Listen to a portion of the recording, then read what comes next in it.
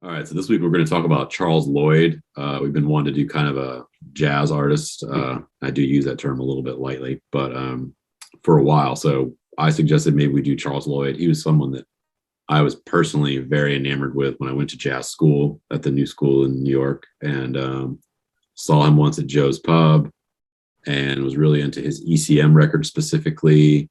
Um, he's just an amazing artist. He's definitely got a very specific sound in terms of his music is generally very I don't want to say soothing, but it's just very kind of filmic, kind of picturesque, kind of modern, but it's just so listenable. It's really immersive. His catalog is massive.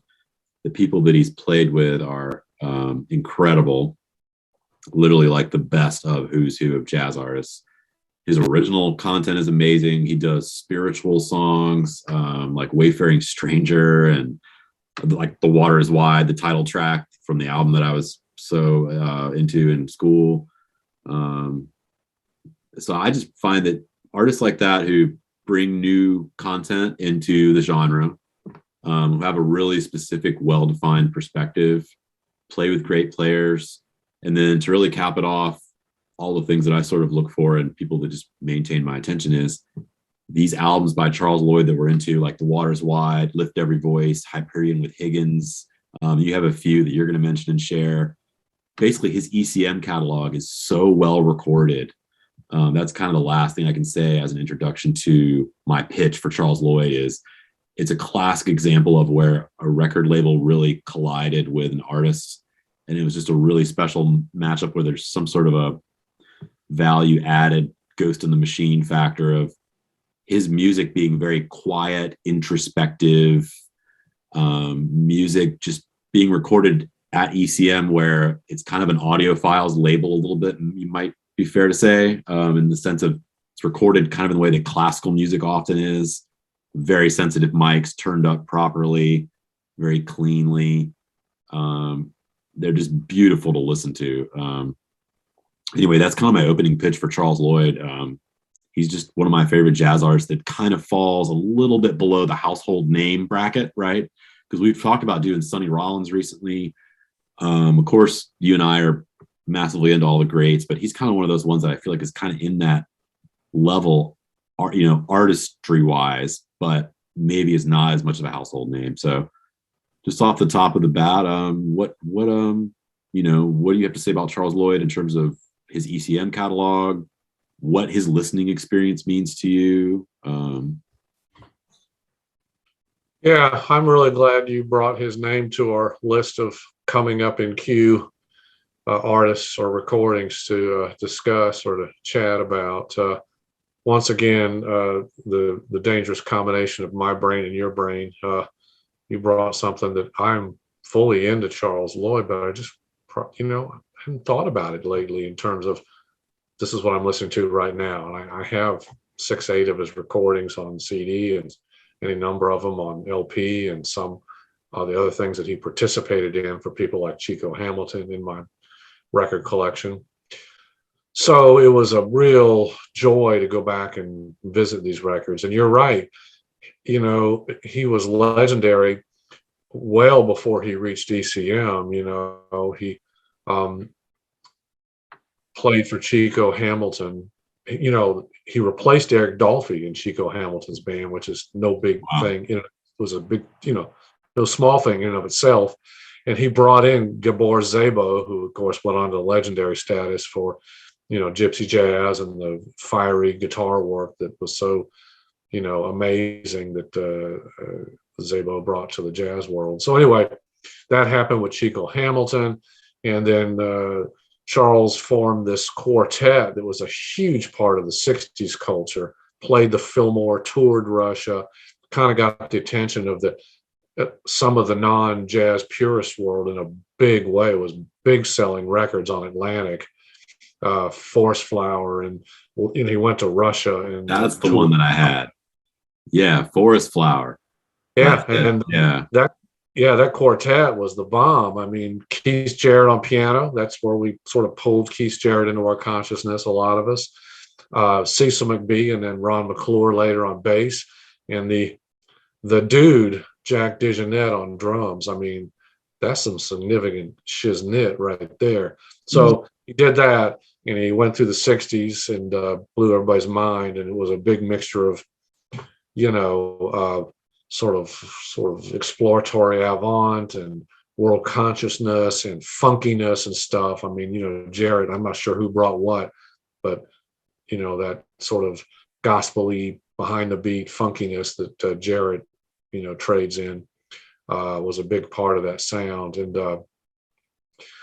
then, you know, if you read his story, and this one of the ones I'm really been into is this Fish Out of Water. Right. That's one of the early ECM ones, I think. First one for ECM in either 89 or 90, depending on what date you're looking at, but recording or release or whatever. But he sort of brought a whole nother sound forward. And, you know, he took one of those sabbaticals. We talked about it once when we were discussing, or we will be discussing, Sonny Rollins, who also did the same thing. Rollins famously took 2 different sabbaticals, just stepped aside and kind of went to the mountain, so to speak. And Lloyd kind of went to the mountain, actually, I think in California, and sort of got into some really deep Eastern philosophy, you know, Bhagavad Gita and the Krishna teachings and the whole Eastern thought process, which I think greatly influenced his music, much as it did when it changed Arvo Pärt, who went from, you know, one thing to a whole other deal after a sabbatical. And so anyway, when he hit ECM, there was this whole sort of meditative, prayer-like magic to his tone and his music and the sort of the setting of the group and how he led it and populated his groups with musicians. And it's a beautiful thing. He did 19 records or CDs for ECM up until I think in 2015 he has moved over to Blue Note, and I think his last utterances have been on Blue Note. And with ECM, he hooked up with a couple of their just A-team bass and piano and drum crew. Bobo Stenson on piano. The first one was Palle Danielson on bass, and the house dude, John Christensen, who was a brilliant drummer. And then Stenson, a guy named Anders Jorman, became his go-to for most of his recordings on ECM, with a little bit of a transition in drums from recording to recording in some cases. But oh my God, yeah. I love that seeking. I call it prayer-like. If you listen to his music, it's yes, very spiritual. Yeah, prayer-like. That's the word, spiritual, prayer-like. It's almost kind of like a mellow version of ecstatic, you know, kind of experience. Yeah. Yeah. All very, well said. Yeah. Super soulful. One of the most soulful instrumentalists that I've ever heard, really, of any genre. I think it's not bad to say that when I listen to Charles Lloyd play, I just feel like that same kinship to like when Coltrane plays Naima, just that beautiful ballad, almost prayer-like sound, or that, you know, spiritual, or those songs, or a movement off of Love Supreme. It's that sort of burnished, sort of breezy sound with a little flurry at the end of the phrases somewhat. It's just heart rendering and beautiful. This record actually has Naima on it. This is kind of a rare one that I dug up. It's actually, to my knowledge, not on Spotify. It's one of those pieces of music that you just have to have in your hand, or you can't have it. We're kind of laughing about it because it says Bunky's Picks up here, and I have no idea who Bunky was. It might have been a DJ, or it could have been. Could have been no idea. Radio promotion man or something. Yeah. Really funny picture on the back there. I got a glare on the record, but it's got Naima on. It's got some standards, which is a little unusual for him. And I couldn't find my copy of Forest Flower, but that's another one I neglected to mention because I used to listen to that record a lot too, and definitely has world music overtones to it, mixed in with the, you know, again, jazz in quotations. one of the last things I can say about Charles Lloyd, just kind of as a example of the types of people that were into him and are into him. When I went to go see him at Joe's Pub, at the two top, a few tables down, right in the front row, was Wynton Marsalis and Stanley Clarke there to see Charles's set. And the other notable thing that I was remembering when we were prepping the episode was that I'd kind of forgotten was he was adamant about not having any pictures taken, even without flash. I mean, obviously, it was in a nice jazz club, so it wasn't like the photographer had a flash going off in his face. It was just a photographer fairly discreetly positioned right at the edge of the stage, and he shut it down pretty assertively, I'll say. And I think that's kind of a little bit of a indication of how he approaches music. It is very spiritual. You're right. It's in all those words you were conjuring to describe his catalog were right on target for me. Go ahead. I'm sorry. Well, go ahead. No, what are you going to say? I was going to say in that direction, one of the stories, the Fish Out of Water, ECM CDs quite often they just rely on the music. They have the personnel roster and they have pictures of the session. That's it in many cases. But the Fish Out of Water has some Charles Lloyd commentary, and then musicologist Michael Zwerin, writes about him. And one of the things in that information talks about when Charles Lloyd stepped aside for a while and why he was kind of disenamored with the music business and what was going on. It points to the fact that he is sort of dreamlike and prayer-like and meditative in his music, but each CD tends to have a sort of more exploratory or a floaty type song toward the end where they kind of go up and out a little bit, But he impresses me with your story, and then reading that is that he's a man that is very much into seeking in the spiritual aspect of the music, but he looks like a guy that knows who he is, what he wants, and doesn't want to brook any what. And the comment in there that was great when he goes, well, I kind of stepped aside. I'd kind of the music business had kind of gotten, the social thing was all, it was a situation, Lloyd said, where Lenny Bernstein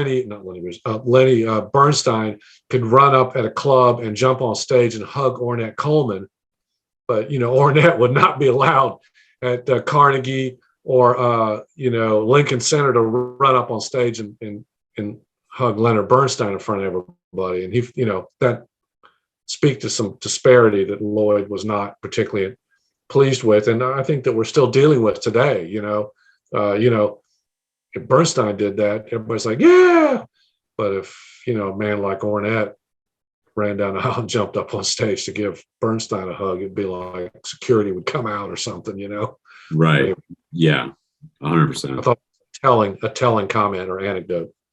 Yeah, absolutely. Yeah. Well, anyway, he's just one of our favorite artists. He's really great on rainy days, but he's also just kind of full of light. He's just one of those people he's soothing, but also kind of stimulating. Like you're saying, it's not all slow songs. I don't want to make it sound that way. A lot of the tunes have really cool kind of pulsing drums, kind of simmering. They're just beautiful records. In fact, there's a song called, I don't know if I'm pronouncing this right, I think it's pronounced Barati, but it's from Hyperion with Higgins. That has a really cool bass line. It almost sounds like Footprints, Wayne Shorter's song Footprints. I don't know. Yeah, those later ECMs that I think had the band that he carried into his Blue Note catalog was Reuben Rogers on bass and Jason Moran, who's brilliant contemporary pianist in the so-called jazz scene.